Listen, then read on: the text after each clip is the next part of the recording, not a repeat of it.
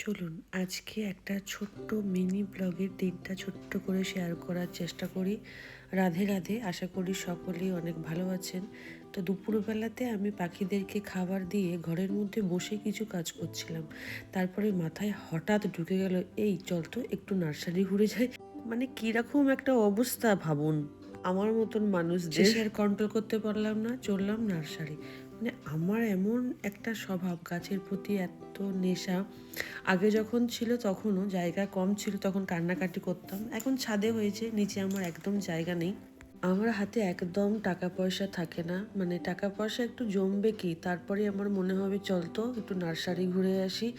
এইরকম অবস্থা আমার। খাওয়া বা নিজেকে সাজাবার মেটেরিয়ালস এখন অতটা প্রয়োজন পড়ে না। এখন প্রভুর জন্য মনে হয় কী কিনি আর এই নার্সারি। আমি কি করে বড়লোক হব বলেন তো? মানে মানে আমি রাস্তার মধ্যে যদি একটা বাঁশও দেখতে পাই না, আমি সেটাও পারলে কিনে নিয়ে যাই। মানে এরকম অবস্থা আমার।